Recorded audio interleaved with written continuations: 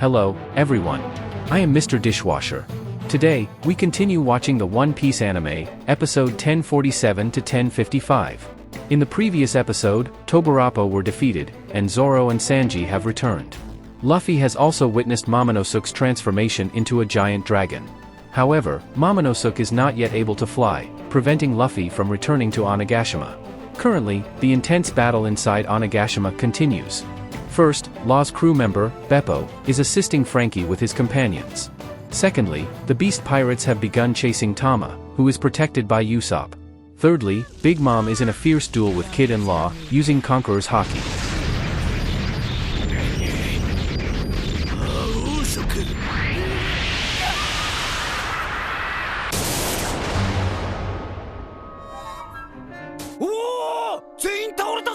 In this manner, Big Mom once again attacks her own allies, severely damaging the Beast Pirates. In other locations, the battles are ongoing as well. Inuarashi is bravely challenging Jack alone, but in his regular form, he isn't a match for Jack. Fortunately, Inuarashi shifts the battle to an area with moonlight, where he transforms into his Sulong form. At the same time, Nekomamushi also transforms into a Sulong form, and faces off against Perospero. Shifting our focus to the top of Onigashima, Yamato is engaged in a heated battle with Kaido. Gradually, Yamato begins to struggle as she is repeatedly sent flying by Kaido, her blood spilling. At this moment, Kaido threatens Yamato, saying that if she continues to play the role of Odin, he won't hold back with his attacks. Yamato, however, shows no fear and responds.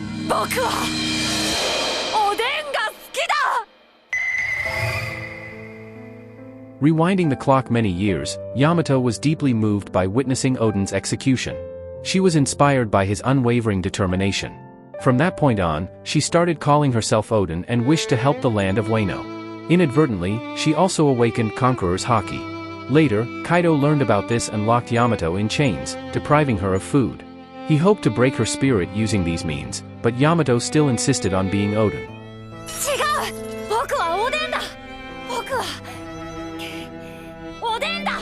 Now, Kaido, upon encountering Yamato's disobedience, promptly takes action. He imprisons Yamato alongside the three daimyos of the Wano country who have refused to submit to his rule. To further intensify the situation, Kaido leaves them with only enough food for a single person and a handful of dueling swords. This dire circumstance strikes fear into the young Yamato's heart. She finds herself not only exhausted and hungry but also in constant peril of losing her life. To make matters worse, she sees that the three unyielding daimyos of the Wano country, who remain steadfast against Kaido, are also confined with her. It turns out that these three daimyos are staunch supporters of Odin, and after his tragic demise, they have risen in rebellion against Kaido, leading to their capture. Now, Yamato is gripped by a sense of dread and fear. As if this weren't enough, the daimyo of Ringo, Shimosuke Ashimaru, suddenly approaches her while wielding a blade.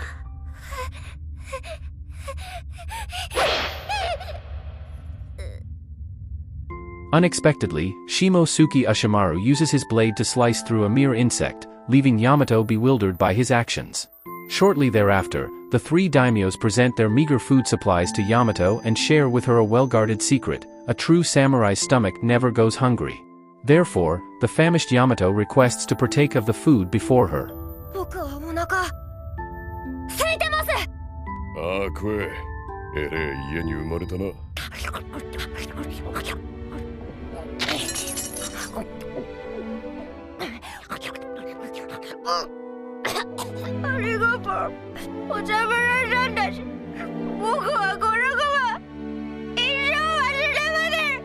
And so, Yamato consumes the solitary meal. Nevertheless, she remains deeply concerned about whether someone like her, who could be hungry, could truly become a samurai. In response to her thoughts, Shimosuke Ashimaru, with a swift stroke of his blade, severs Yamato's shackles. The three daimyos then embark on the task of imparting the ways of the samurai to Yamato. Unbeknownst to her, Yamato finds herself immersed in a joyful period of learning martial skills. Eventually, Yamato takes out a journal of Odin's seafaring adventures, which she has discovered.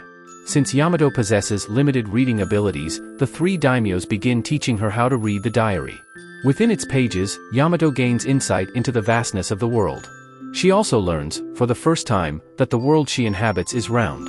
Subsequently, Yamato reads all the stories of Odin's remarkable voyages. The journal contains accounts of encounters with figures such as Whitebeard and Roger, as well as a series of extraordinary adventures. 海賊としての俺の第2幕。新しい冒険が始まった。ログポースが空を向いてる。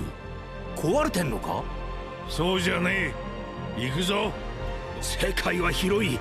まだ広い。空に人が住んでるなんて見せてもらうぞロジャー。お前も生涯をかけた大冒険の最終章。行くぞ野郎ども。最後の島へ。So, this is how Yamato comes to know Oden's seafaring story. Oden also speaks of a powerful generation of pirates who will rise in the New World 20 years from now. If he were to die, they would be the ones to defeat Kaido. From then on, Yamato's heart holds even more hope. She aspires to reach Laugh Tale and find One Piece. Even during her sleep, Yamato murmurs. In 20 years, she will fight alongside the people of Wano. She also wishes to experience the vastness of the sea.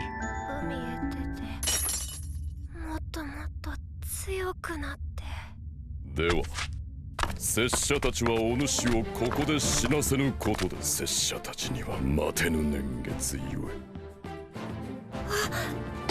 え。ないゆえ。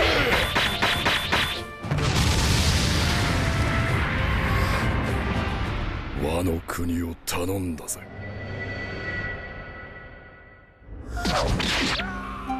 In reality, Yamato only spends 10 days with the three daimyo. She makes a promise with the samurai. She vows to protect Wano. Now, facing Kaido, who is depriving Wano of its freedom, both of them clash with a thunder bagua.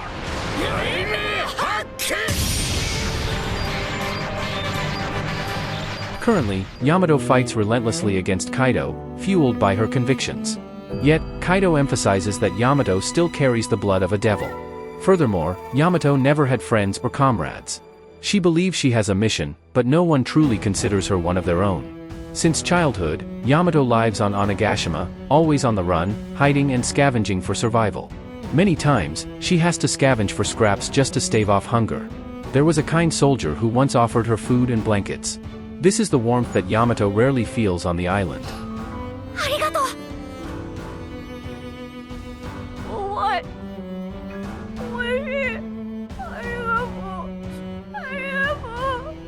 But the soldier is later executed by Kaido. Since then, no one dares to befriend Yamato. In her early years, Yamato finds solace in repeatedly reading Oden's diary. Perhaps only the stories within its pages can alleviate her loneliness. However, Yamato later meets Ace, and for the first time, she has a true friend. Returning to the present, Kaido mocks that everyone who helps Yamato is now dead. He continues his assault on Yamato, quickly overpowering her. Kaido states that this is Yamato's fate, to become a lonely child of a demon. On the other side, Luffy tugs on Momonosuke's dragon whiskers, urging Momonosuke to take flight. Momonosuke closes his eyes and flounders through the air. Fortunately, the two of them manage to reach Onigashima Island safely. After causing considerable destruction, Luffy returns to the top of Onigashima Island. Meanwhile, Yamato raises her weapon high and launches her ultimate attack against Kaido.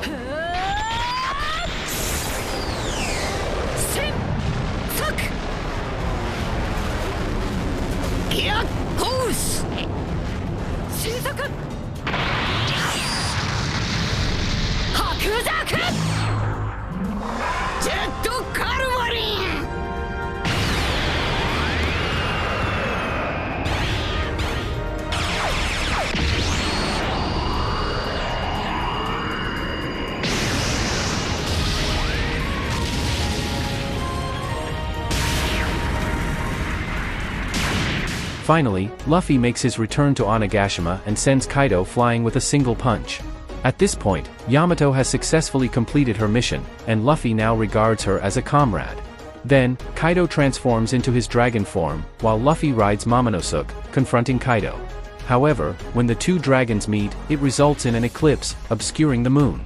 Originally, Inuarashi and Nekomamushi had relied on their Sulong forms to defeat their respective opponents.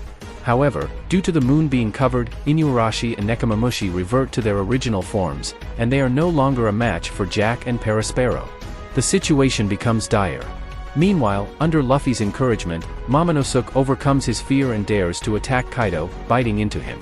Luffy also lands a punch on Kaido, knocking him to the ground. This punch serves as Luffy's declaration of war, boosting the morale of the alliance. Next, Luffy asks Momonosuke to prevent Onigashima from falling, while he stays at the top to face Kaido. At this moment, Kaido transforms into his human beast form, and Luffy takes steps toward him, reigniting the battle. 生きてんだから無限にあんだろう。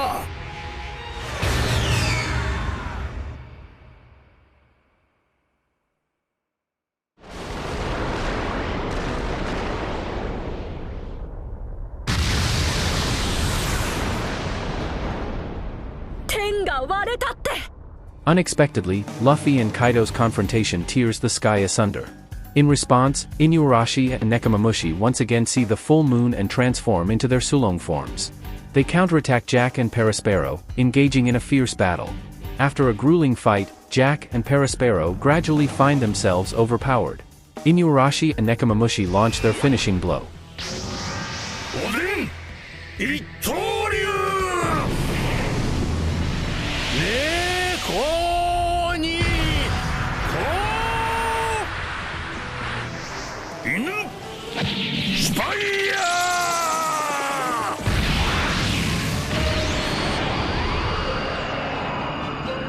In the end, Inuarashi and Nekomamushi defeat Jack and Perospero. With this battle, the downfall of all-star level figures finally commences. On the other side, Luffy requests Yamato's assistance in helping Momonosuke. At present, Onigashima is dangerously close to Flower Capital. Onagashima's armory still contains many explosive weapons. If Onigashima were to fall, it would explode like a nuclear bomb, devastating Flower Capital. Kaido's plan is to turn all of Wano into the new Onigashima. Under Yamato's guidance, Momonosuke has learned to ride the clouds. True dragons create clouds to grasp and achieve flight, and these clouds are known as flame clouds. At this moment, Yamato suddenly realizes something even more dreadful. Due to Kaido's injuries, the power keeping Onigashima afloat has significantly weakened. The entire island is on the brink of collapse and is about to fall. Therefore, Yamato encourages Momonosuke to create more flame clouds. Only Momonosuke's flame clouds can keep Onigashima afloat and save Flower Capital. Furthermore, Yamato transforms into her beast form and heads towards Onagashima's armory to freeze the weapons, preventing the explosion. Meanwhile, in the Onigashima Hall, Zoro and Sanji continue their battle against King and Queen. During the battle, Sanji begins to feel that something is different about his body. Injuries that would normally cause bone fractures or breaks now seem to have no effect on him. In addition, Zoro manages to break off the tip of King's helmet during their intense battle. This enrages King, causing him to transform into his human beast form. He wields his wings, slashing out a vast wave of cutting air.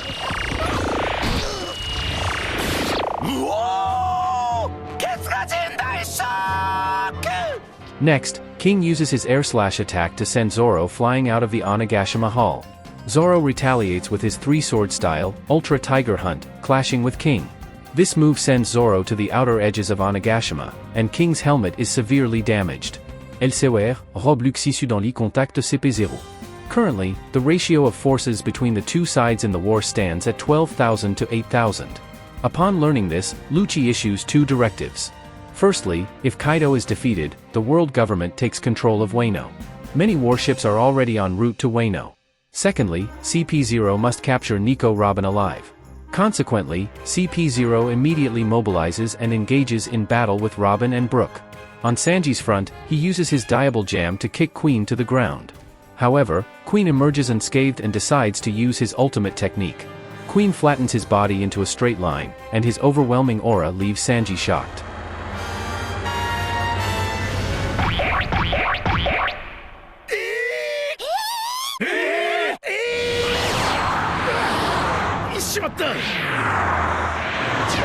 To our surprise, Queen's ultimate move turns out to be the Brachiosnakeus Stranglehold. Queen even boasts that nothing living can withstand this stranglehold. Soon enough, Queen unleashes it, and Sanji writhes in pain.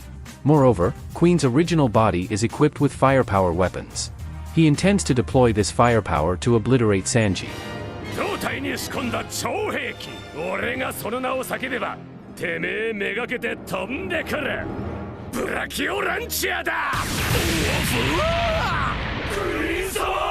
In this manner, Queen inflicts injury upon himself in a unique manner.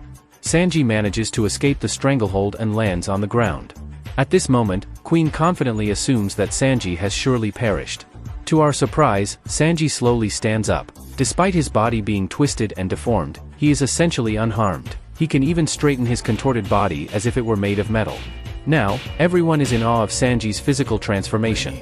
Sanji is also afraid that he may have awakened his lineage factor and become a cyborg, just like his other siblings. What Sanji fears most is becoming a cold-blooded killing machine like his brothers.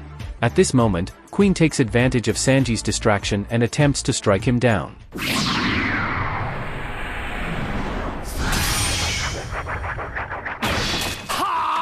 Unexpectedly, Sanji has become nearly invulnerable, which only intensifies his fear of becoming an emotionless monster. Consequently, Sanji suddenly becomes apprehensive and refrains from launching an attack. In fact, Sanji has only worn the Germa raid suit a few times. He can't comprehend why his body has suddenly mutated. On the other side, Killer refrains from attacking Hawkins, while Hawkins doesn't hold back and freely assaults Killer. He even uses a self-harming method to injure Kid. At this moment, Kid and Law are giving their all in the battle against Big Mom. Big Mom wields Napoleon, Prometheus, and Hera with full firepower. Just then, Hawkins gives Kid a pounding headache. Caught up in this, Law loses focus and is severely injured by Prometheus. It's evident that unless Hawkins is dealt with, Kid's chances of survival are slim.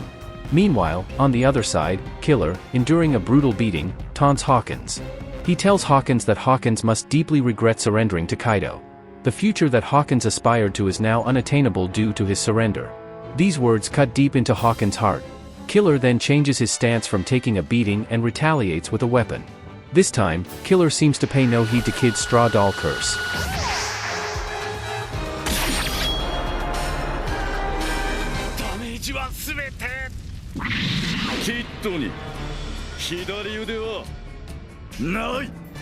It turns out Killer has come up with a clever plan to counter Hawkins. Since Kid lacks his left arm, he won't be able to transfer damage to it. Subsequently, Killer retrieves Kid's straw doll from Hawkins' left arm, freeing Kid from the curse, and Hawkins transforms into a straw man, preparing for a final battle. However, Killer remains fearless, wielding his spinning blade, beheading claws.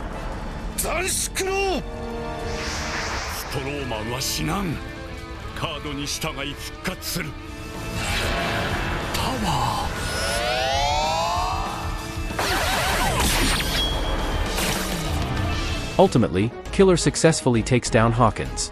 The symbolism of the Tower Tarot card carries special meaning: out with the old, in with the new. On the other side, Apu unexpectedly encounters Drake, recognizing Drake's affiliation with the Marines. Apu proposes an alliance, hoping to seize any opportunities presented by the weakened Straw Hats and Beast Pirates. He is accompanied by three giants, Zanki, Fuga, and Inbi. However, Drake declines Apu's offer of an alliance. Meanwhile, Usopp and the others suddenly spot the lower half of Kinemon's body. Apparently, Kinemon's body, which was severed by Law in the past, has not fully healed. Now, Usopp and the rest carry the lower half as they search for Kinemon and Kiku. At this moment, Orochi makes a sudden return and communicates with the critically wounded Kanjuro using a Den Den Mushi. Orochi issues a command to Kanjuro, instructing him to unleash his ultimate technique, Kazenbo. Kazenbo is a creature that can incinerate everything, and Orochi's plan is to have Kazenbo assault the weapon's cache. When that happens, the entire Onigashima island will be obliterated, and both Kaido and Luffy will cease to exist. Well, that covers the main storyline of One Piece episodes 1047 to 1055. For those who enjoy One Piece videos, remember to like and subscribe, it means a lot to me. Thank you, everyone, and goodbye.